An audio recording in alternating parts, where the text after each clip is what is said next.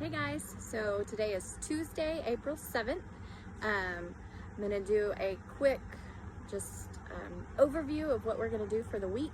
Then from there we will go straight into our grammar lesson and I will explain writing and reading for the week, okay? Alright, so I hope that y'all had a good weekend. I know it's kind of hard being stuck inside. See my horses back there? I don't mind, but they're almost. But I hope you're making the most of it. I have heard from some of y'all, and let me tell you, that makes my day. I miss y'all so much, and I love it when you text me just to let me know what you're up to. I like to hear from y'all. So this week we are, of course, going to do our grammar every day. We've got a couple different small writing assignments. Your first one is actually going to be a double assignment. It's going to count for Miss Jill for science, and it's going to count for me for writing. So you're going to pick a planet, choose one of the planets, and you are going to write a 3-paragraph paper, so nothing huge, over that planet. I will lay out the requirements later in the video, but just so you know, that's that. We're going to continue reading. You will have a small writing assignment for your book. And for history, we're going to do some daily warm-ups. That's just going to kind of review some of the stuff that we already know. There may be some things that you need to look up. And there'll be a small little drawing project that's built in with that. So, here next we are going to jump right into your writing and what you're going to do for your planet assignment. Okay guys, for science this week, I know that you have been talking all about the planets. So for your writing and science this week, you are going to choose one of those planets that you have learned about in science. You are going to research that planet. Does not matter what planet you choose, Saturn, Mars, Venus, Earth, any planet. Then you are going to write a 3-paragraph paper over your research. Now, I am not giving you an outline, but you are in 6th grade. You know how to write a research paper. You know that within those 3 paragraphs, each paragraph needs to have a topic sentence. And then each paragraph needs to have 3 to 4 supporting details for that topic sentence. You're not going to jump around. You are going to organize your thoughts and make sure your paragraphs flow together in an organized manner. So, write a 3-paragraph paper over your research. You are going to need to include a Bible verse somewhere within your paper. So within one of those paragraphs, we would like you to include a Bible verse. There are a whole lot of Bible verses that talk about the planets, the stars. So choose a Bible verse that kind of goes along with your paper and put that in one of your paragraphs. So these are just some things that you can look for. There are all types of, there's all kinds of information on the planets. But you can look for the temperature. So what's the temperature on your planet? How far is it from the sun? How far is it from Earth? The number of moons it has. Any interesting fact. There's all kinds of interesting facts. Who discovered it? When did they discover it? How did it get its name? Those are just a few things that you can look for just to kind of give you a start on your research. But you, I'm kind of leaving this one up to you. You choose your planet and then you choose how you want to organize your paper and the information that you want to put in your paper. Okay? So you have all week to work on this. This is going to be due by next Tuesday. And this will count for 2 grades. It counts for writing and it also counts as a science grade. So make sure that you get this done. If you have any questions, as always, text me, just let me know. But this is your assignment for science and writing for this week. Okay guys, now I'm out here with the chickens. So our reading for this week, remember we're still reading Nori Ryan's song. You should have stopped at chapter 9. You are now going to read chapter 9 through 16. So you're going to stop at chapter 17, read chapter 9 all the way through chapter 16, okay? All right, and for your writing assignment, I will text this also. You are going to write an essay telling me how Nori has shown responsibility so far in the chapters that you have read. Okay, so 1-page essay, how Nori Ryan has shown responsibility so far in the chapters you have read. Here is Texas history for this week.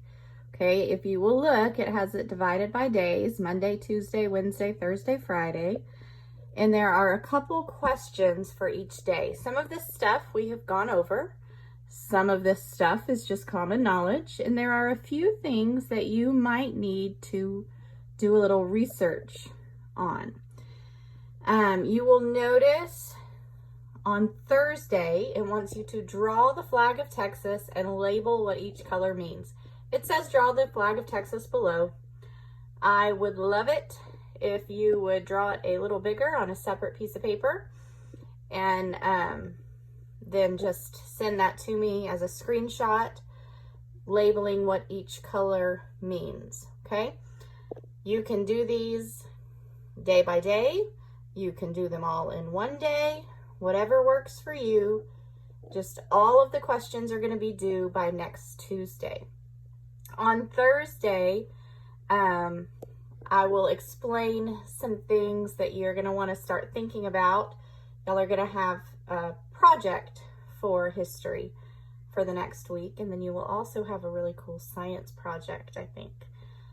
So, I'm going to send a screenshot of this to your parents, but if they are not able to print it out, then you can stop the video here and write down your questions, or always refer back to this video throughout the week.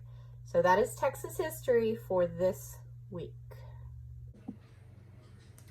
Okay, for grammar today, we are going to be on lesson 80. Lesson 80 starts on page 353, and then it goes through for a few pages. If you wish to follow along, that's where I'm at, on page 353. Okay, before we start today's grammar lesson, I want to do a quick review. Last week we talked about quotations. A direct quotation is a speaker's exact words. So it's exactly what the speaker is saying. An indirect quotation does not have quotation marks. It is what a speaker said, but we usually use the word that. Comes before an indirect quotation. So I could say, Holly said that we are going to go to the store today.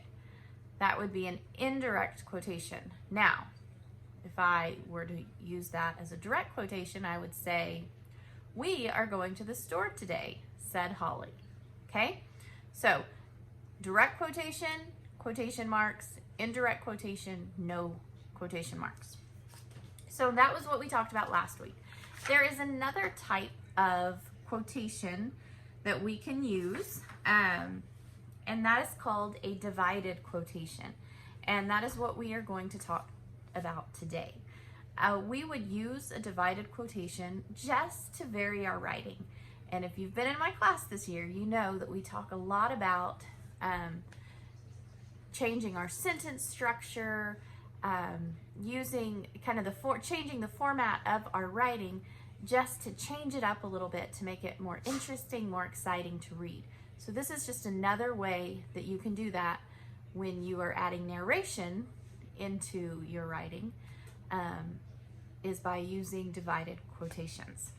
Okay, so a divided quotation, I'm reading some, so In a divided quotation, the explanatory words separate the quotation into two parts. And when I say the explanatory words, I'm saying who is saying that quotation, okay? So if I said, the visitors have arrived, said Martha. Said Martha is my explanatory words. Just in time for supper, okay? So you see my explanatory marks, the person who said my quotation is now in the middle of my quotation. Now sometimes when you use a divided quotation, you might have a sentence on one side, your person in the middle, and then a sentence on the other side. Or you might have one sentence and you've just cut it in half, you've divided it by sticking your explanatory mark, your person, in the middle. So let's look at a couple of those. I should make pies today, Roseanne planned aloud, and also carrot salad. So in that case, I have one sentence, one thing that Roseanne said. She said, I should make pies today and also carrot salad.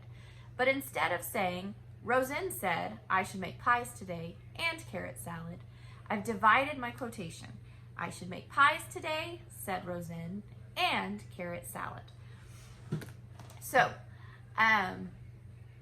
there is something we do with divided quotations in this case. We learned last week that when we begin a quotation, we always begin it with a capital letter. In a divided quotation, if you only have one sentence, then you are only going to have a capital letter at the beginning of that sentence, even if your quotation has now been divided, okay?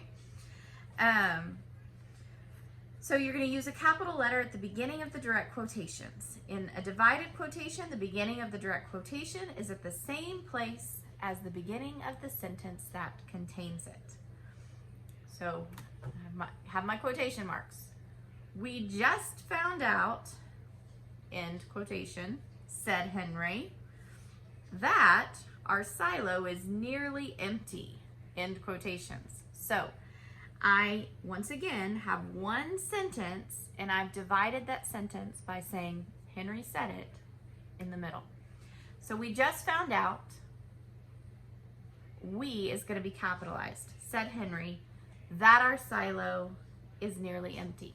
That begins another quotation mark, but it is not going to be capitalized because it's still part of that original sentence, okay? Okay. So the first thing you have to do when you have a divided quotation is you have to decide, do the quoted words make up one or two sentences? Because if it's one sentence, you're going to divide it, you're going to put a comma after your first set of quotations. You will not have a capital letter on your second, and then you will end it. Sorry, guys. So if the divided quotation is made of only one sentence, you are going to use commas to separate the explanatory words from the quotation. Remember that commas come before quotation marks. Dale, little David begged, will you help me play a game?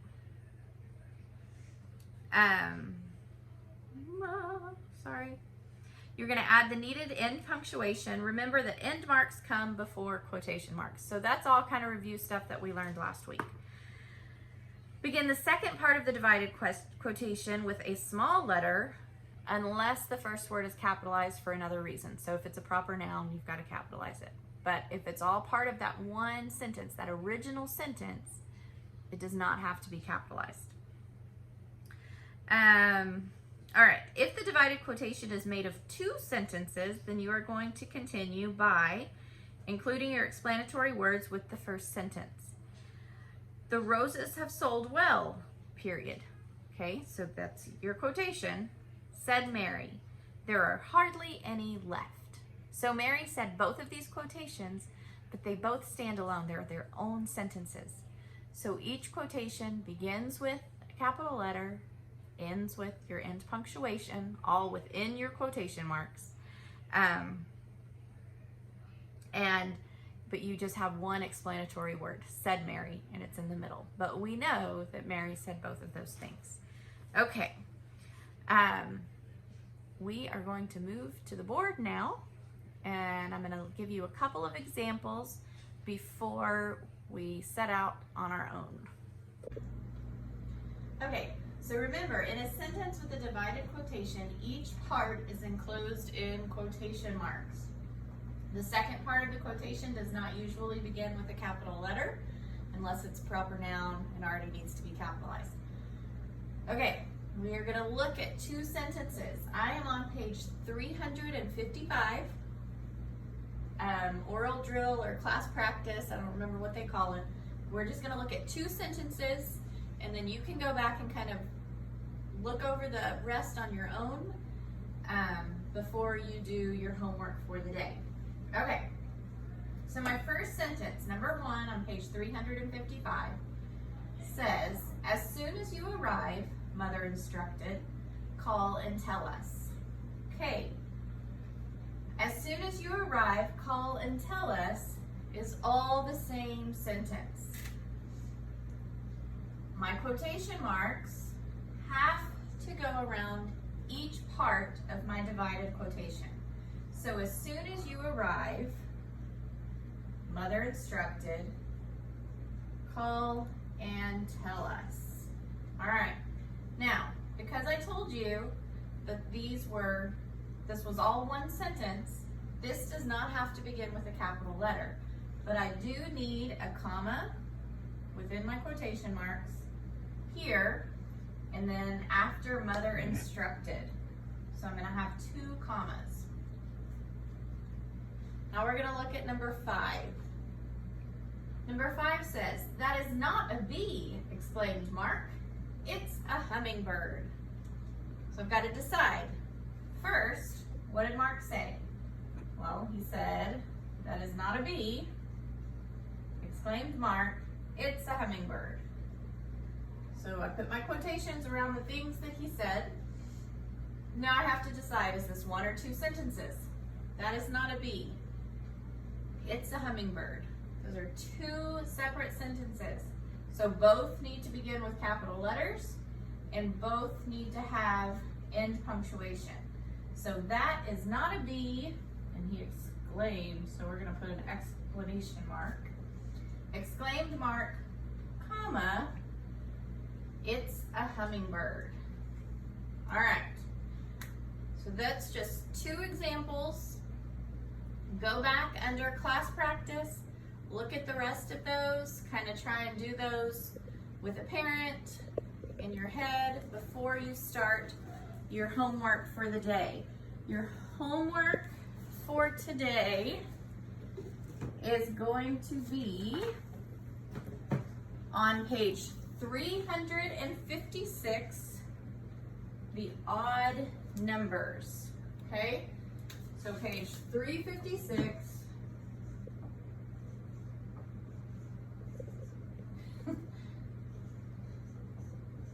the odd numbers, okay? So that's what you are going to do today.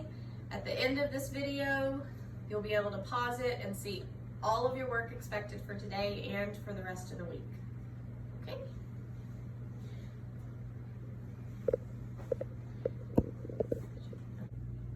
All right, I know this video has kind of been all over the place. I have done each video at different times during the day, just trying to get it done. So what I am showing you right now is first your grammar homework for today. So Tuesday, April 7th, you are going to do grammar, page 356, written practice, odd numbers only. You'll have to write the sentences because you are putting the quotation marks where they belong in the divided quotations. Okay, the rest of the work listed are things that you need to just be working on throughout the week. Don't wait till Sunday night. Work on it throughout the week. So you've got your history daily review questions that I'm also going to text a screenshot to your parents. So you've got those questions for the week. You have your science for your planet research. You have a 3-paragraph paper that you are going to write over your planet research. Then you should still be reading Nori Ryan's songs, chapters 9 through 16. So stop at 17, but read through 16. And then along with your reading, you are going to write an essay, 1 page, telling me how Nori has shown responsibility so far in the chapters you have read. So the grammar you need to do today, because you'll have more grammar tomorrow. But the history, the science, and the reading are all things that can be worked on a little bit each day so that you have it done and ready to email or screenshot to me by next Monday, Tuesday morning. Okay? Y'all have a great day. I miss y'all. And we'll do this again tomorrow.